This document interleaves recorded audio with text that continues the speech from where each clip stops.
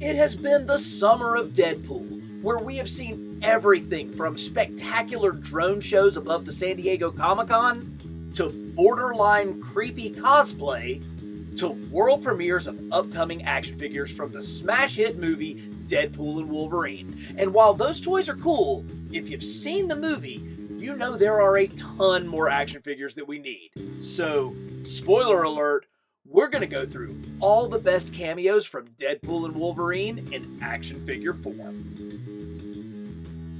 Hey y'all, welcome back to Carbon Scoring, the best place for comics history and action figures. And you truly need to know your comics history to really get all the inside jokes and cameos from Deadpool and Wolverine. But no worries, that's what I'm here for.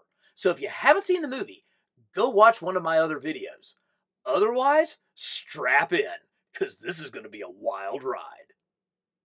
The first cameo in the movie comes from Happy Hogan, and that actually is pretty fitting because Happy dates all the way back to the very first MCU movie of Iron Man 1. So it really kind of ties in the entire history of the MCU into the movie. If you remember, Wade was auditioning for a spot in the Avengers, and Happy kind of takes him through it and tells him how he's just not cut out for that.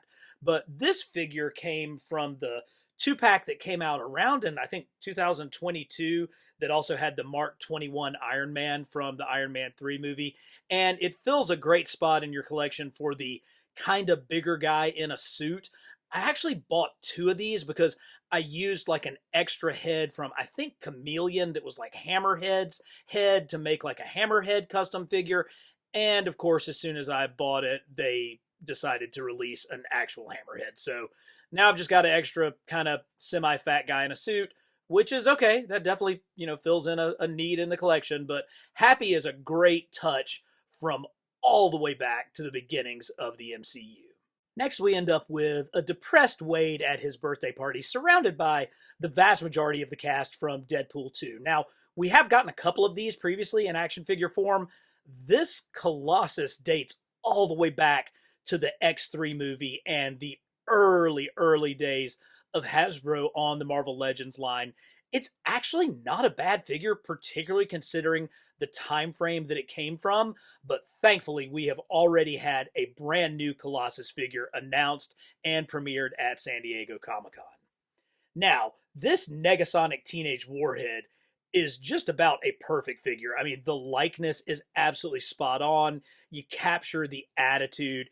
It's hard to see them making another one of these or a better one, particularly considering how little screen time she actually had. Now, there are other members of that party that we'll talk about later that need to be in this action figure line, but for now, I think we're probably going to stick with this one for Negasonic. So after Wade meets with the TVA and goes on his quest to find a Wolverine to help him, he goes through numerous different Wolvies to find the right one. And for a comic fan, this was truly the best part of the movie, all of these different references. And of course, who was the first Wolverine that Wade ran into? None other than comic accurate Wolverine.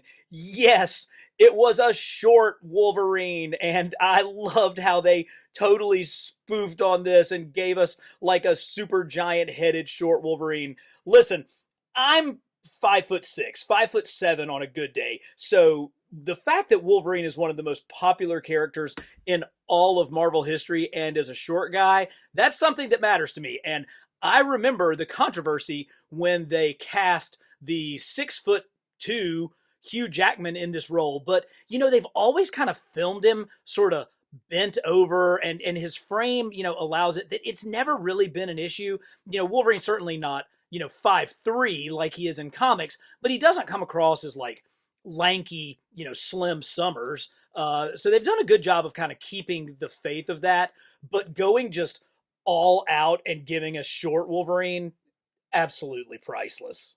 The AOA Wolverine might have gotten the most screen time out of all the different variants because he had a legitimate fight scene with Deadpool in the film. And that was pretty cool because it was great seeing Hugh Jackman with the crazy long hair and the just insane manga anime look that AOA is based off of. I pulled out the old Toy Biz one because I just think it really captures that vibe so super well. And of course, the stumpy arm where it was blasted off by Cyclops in the AOA storyline is just such a nice touch. But AOA Wolverine was a great surprise in the film. Next up, we got Wolverine as Patch. But it wasn't just any old version of Patch we got. No, we got the white dinner jacket gambling in Madripoor Patch, which is so awesome because this character was copied directly from Indiana Jones in his dinner jacket scene at the beginning of Temple of Doom, which was copied directly from Sean Connery as James Bond in Goldfinger, which was copied directly from Humphrey Bogart as Rick in Casablanca, which was the inspiration for the entire setting of Madripoor. So as you can see, we have come all the way back full circle with this one, and it's just one of the most hilarious but distinctive versions of Wolverine that you could get, and this new 50th anniversary figure captures all of that patchy goodness in his mobster, gangster, white dinner jacket look. One of the better alternate future Wolverine stories is Old Man Logan, written by Mark Millar and art by the incomparable Steve McNiven. In that story, Wolverine has seen all of the tragedy. He's lost all of his friends, and he's decided that he has put away his claws forever and that he's going to live the life of a simple farmer. And in the quick scene where Deadpool approaches him, makes a comment about his gray beard, and then is immediately blasted by a shotgun right off of his porch, I think we captured that get off my porch, Old Man Logan vibe. Now, if you've read the book, you know that the claws do eventually come out, and that's captured in this terrific Marvel Legends figure here. If you haven't read Old Man Logan, you really should go do that after this video. Hey, listen, we take a lot of pride around here at Carbon Scoring when we try to replicate comic covers using action figures. But I gotta hand it to Marvel Studios because what they were able to do in replicating the cover of Uncanny X-Men 251, where Wolverine is crucified on a giant X-shaped cross and is suffering through fever dreams at the hands of the Reavers, was utterly perfect. And this figure from the Amazon 5-pack that was kind of randomly packed with like Callisto and Omega Red captures his shirtless look, but still the pants and boots from the brown suit era, which is exactly what Mark Silvestri drew on that cover. And when you add in this agonized Wolverine head sculpt, you too can replicate just what we saw on the cover of issue 251. Wolvie did briefly appear in my favorite costume, the brown suit, which is represented here by the retro cardback version of that great costume. Now, that was the scene where he was about to fight the Hulk, and I've seen a lot of commentators say, that's so ridiculous. In Hulk 181, Wolverine was wearing his yellow costume with the whiskers when he fought the Hulk. And I'm like, guys, you're missing the point. That was trying to replicate the famous issue of Incredible Hulk where Wolvie fought the Hulk, drawn by Todd McFarlane with this incredible cover. And even though I tried to shine up these custom metal claws from Can of Beams, I couldn't get them quite good enough to actually show enough of a reflection to get one of my Hulk figures glistening in the reflection of his claws. But I am glad that my favorite brown suit did make an appearance in the film. And finally, some may call it fan service, but listen, you gotta give the people what they want. And after years of rumors of who was going to take over for Hugh Jackman, we finally saw Cavill. Yes, here he is, Henry Cavill as Wolverine. It has been rumored for years on the internet that he would be taking over the role, but we didn't finally see it until Deadpool went in search of him, and he finally found him. Now, how did this gorgeous monstrosity come to be, you may ask? Well, I simply popped the head off of one of the old Mattel Superman figures and stuck it right on top of this Wolverine movie body. And yes, it looks as stupid as you might imagine that it would, but it is the one and only Cavill. And now we are off to the void, and the greatest bait and switch of all time for me in the history of movies. Now, I went and saw Deadpool Wolverine on premiere night. I went and saw it in San Diego because I knew that if I didn't go see it immediately, it was going to get spoiled for me. And so when Chris Evans showed up on screen with his beard looking like he was coming straight out of Endgame, I was right there with Wade and Logan thinking, he's going to say it. He's going to say Avengers Assemble. And when he busted out Flame On, it was the biggest roar in the theater of the entire night. I mean, it just was absolutely perfect. And I had worked so hard to stay spoiler free up to that point, and it was totally worth it for that singular moment. Now, we did get a few figures of Chris Evans as the Human Torch. This is actually from the second Fantastic Four movie. It's a little bit smaller. It's more in like 5-inch scale rather than the 6-inch scale. But the first FF movie really cranked out some phenomenally good figures, beginning with this Flame On Torch version. I actually used this figure in my comic FF display for a long time because it totally works. I mean, it really does bring that translucent orange plastic. And hey guys, get this. This figure is 20 years old and it still lights up. Yep, that bad boy still works even 20 years later. But as great as this Flame On Torch was, the one that I think really captures the look of the film is this mid-transformation Johnny from, I think it was in Series 3 or may have been Series 4. So he fits onto like a giant apparatus, like a mailbox. He is supposed to light up, but I don't think he does anymore. But the sculpting on this, and this is long before face print technology and, you know, Gentle Giant's image capture software, it's a really good Chris Evans, and it captures that awesome moment where he's in transition. You've got part translucent plastic, you've got part painted. It's just a superior figure, and one that, even though it's over 20 years old, still stands up to this day. Greatest moment in the film by far, and this is a pretty dadgum good action figure to go along with it. Now, before we meet the bad guys, we did see them coming out of Giant Man's helmet. So I busted out the Ant-Man Giant Man replica helmet to show you guys.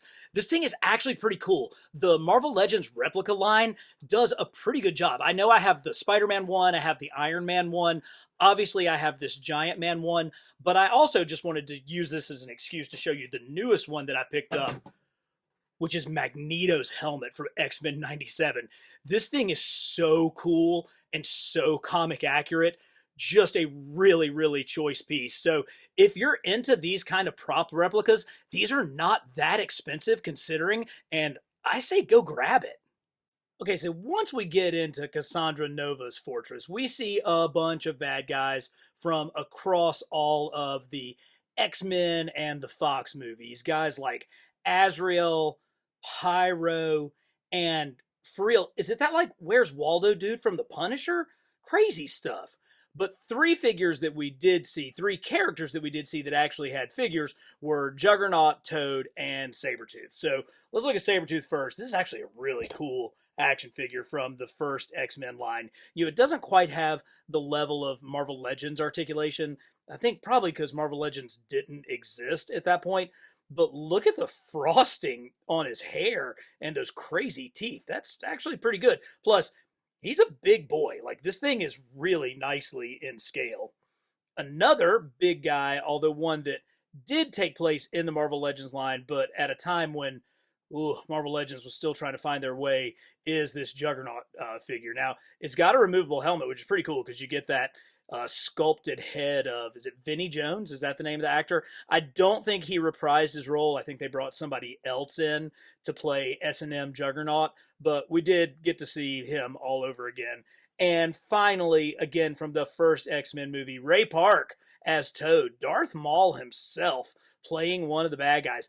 I swear, I thought this thing had an action feature where like his tongue zapped out. Maybe mine's like broken off and that's why it doesn't work anymore. I think he's got like a kicking action or something. But this is, of course, from an era where they were straddling the line between making toys for collectors and toys for kids, and really kind of accomplished that fairly well with all three of these. But let me know in the comments which of the other bad guys you want to see in action figure form. Hint, it's Cassandra Nova. There is one unsung cameo that needs to be appreciated, and that is the 2012 Honda Odyssey minivan, the place where Wade and Wolvie have an epic showdown. Why? Because I drive this exact car. I mean, I have 4 kids. Do you think I ride around in a Mini Cooper? My minivan is in about as good a shape as the one in the movie, as you can see here. This also seems like a good time to remind you to hit like and subscribe to Carbon Scoring, because I could really use a new car. And at last we come to the island of misfit toys, the place where old superhero movies go to die, or at least in one instance, go to never be born in the first place. And we've got to start out our Deadpool core with Elektra. Yes, I know that this Elektra figure is not Jennifer Garner. It is not from the original movie with Daredevil or her follow-up sequel. This is from the Netflix Elektra, and I have to admit, I never watched that. But with the mask on, she kind of looks like Jennifer Garner. It looks like it would sort of fit in with that. It did come with like an alternate head, which if you hold it all the way down here, definitely looks like Jennifer Garner, but you know, is kind of passable even up close. But we badly, badly need a Jennifer Garner figure in the next wave of Deadpool figures. Did you guys see the effort that she put into to get in shape for this role? And it was all done completely in secret.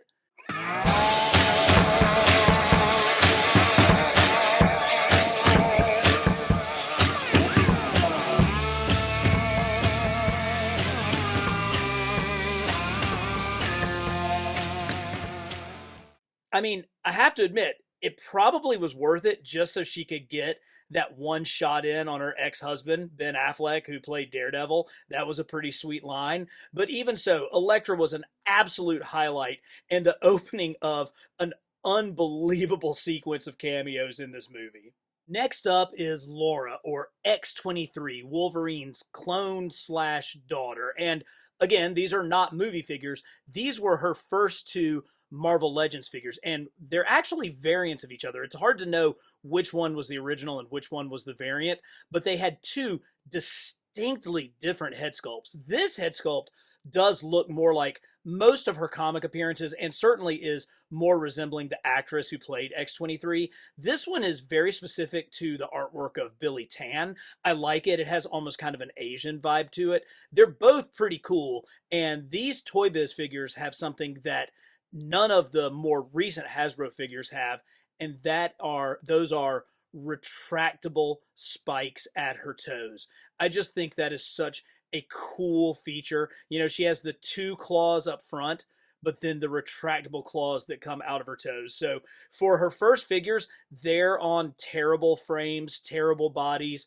but we got 2 distinctly different head sculpts and retractable toe claws. Pretty sweet. But thankfully, Laura got some better figures as time moved on, especially this X-Force version. Now, this really captures the ferocity and the look of X-23. This is a great figure. I love this swirling hair design. Much better, much stiffer claws on this one. A far more athletic frame. This is a really, really good one and would make do, honestly, for a movie figure, especially if you gave her sunglasses instead of that domino mask that she's wearing. But my favorite X-23 figure that we've gotten so far is the one where she's in a very traditional looking Wolverine costume. Again, so much of it is about that hair. Look at how cool that swirling hair is coming out from behind her mask. Now, Hasbro did step up their game. Of course, they've got the 2 claws here, but she does have places in her boots where her toe claws, her foot claws can come out. I'm not sure where those are. You'll have to forgive me on that. But I love this one. And she came with an unmasked head sculpt, which, again, is incredibly reminiscent of the little girl who played X-23, who's now grown up. She's almost grown exactly into this head sculpt from Hasbro. So pretty cool, and there was no way we were doing a Deadpool Wolverine movie without her. Always bet on black. Although I don't think any of us would have bet that Wesley Snipes would have appeared in this movie. You know, there was all kind of rumors that he and Ryan Reynolds did not get along during the filming of Blade Trinity, the third and final Blade movie. But hey, man, a payday is a payday, and Wesley is he's no stranger to the IRS, and so I'm sure they were more than happy to see him appear in this film with his silver goatee kicking it. Now, this old Marvel Legends figure is like really rough. This kind of pleather vinylish cape has seen better days. It's like flaking off in my hand. You can see kind of the specks of it right there. But look how great that head sculpt is. I mean, that is just straight up Wesley Snipes. He's got his sword, his katana blade back here. I lost the sunglasses probably 15 years ago, but who cares? This is everything that you need in a Blade figure. And as the man himself said, there's only going to be one Blade. Okay, I gotta admit, this one threw me for a loop. I think I recognized the accent first before I recognized that the costume was meant to be Gambit, and certainly before I realized that it was Channing Tatum behind the mask. So I had no idea that Channing Tatum had been rumored to be cast as Gambit for years, and that rumors of a Gambit film starring him had been swirling around. But what a great nod to the fans. I mean, not only do you have to know your comics history to get all of these inside jokes, you've got to read Variety on a weekly basis to pick up on all of it. But Channing Tatum was just brilliant. You know, he threw that Cajun accent out there. It was fantastic. And since we don't have any Magic Mike action figures, I had to bust out the first Hasbro Gambit, because I think the hair is probably not the most comic accurate Gambit hair, but is maybe the most Channing Tatum accurate Gambit hair. So we're going to go with this. Gambit is a figure that I absolutely can see being made in an upcoming assortment of Deadpool Wolverine figures, and I think you guys will all agree that he is a must-have if that is the case.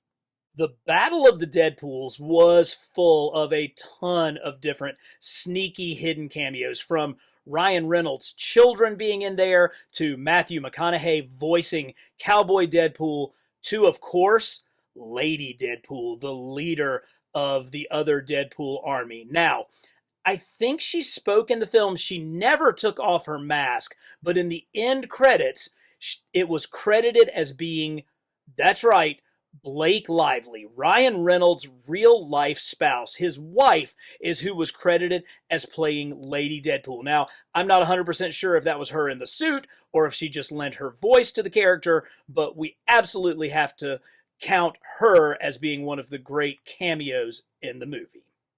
Even though Deadpool is a relatively new character, none of this would exist without Stan the Man Lee. And you certainly couldn't have a proper MCU movie without a cameo from the man himself. And even though Stan passed at the age of 95 back in 2018, he did make his appearance with an ad on the side of the bus for Stan Lee Steamer, your friendly neighborhood cleaner, with a bonus Easter egg saying, "Fighting Grime since 1922, which was Stan's year of birth. And here he is, Stan the man himself, and what a great rendition of Stan Lee. This 2020 Marvel Legends figure was actually in the Marvel Legends line. Stan came with Captain America's shield with his signature on it in a great window box packaging. And, I mean, it really is a remarkable likeness of Stan. Now, it's sad that Stan is gone, but Stan lived a really good life. His contributions to comics history are immeasurable, but there's a lot of other people that I'd like to see some figures of as well. You know, we did get Jack Kirby in the Teenage Mutant Ninja Turtles line, so I'm pretty happy about that. But who else would like to see a line of, like, Marvel Legends, like a John Romita Sr., a Steve Ditko? I mean, anything's possible, right? We got a Todd McFarlane action figure. How about a Rob Liefeld to go with Deadpool? That'd be pretty cool. Anyway, I think it's awesome that Stan continues to leave his mark in the Marvel movies. You know, when he left kind of New York in the 70s to go to California to really sort of spearhead Marvel in Hollywood, I don't know that he would have ever dreamed of what has actually come to pass. And so for him to be a part of that and for his legacy to carry on is still pretty great. But I want a Steve Ditko figure. So anyway, let me know in the comments if you want to see more Marvel Legends, true Marvel Legends, in your Marvel Legends line. Speaking of characters that you want in action figure form, who are you most looking forward to? For me, Cassandra Nova tops that list. I thought she was terrifically menacing. I'd love to get new figures of all the Super Buddies, Elektra, Blade, X-23, and Gambit. But the two that I really want are Nicepool. I mean, come on, you gotta love that hair. And Peterpool, the key to the multiverse. Sound off in the comments and let me know your choices. Hey, and if you're looking for a sweet ride with a smooth 180,000 miles on her, I've got just the minivan for you. But if what you really want is the best in comics history and action figures, subscribe to Carbon Scoring.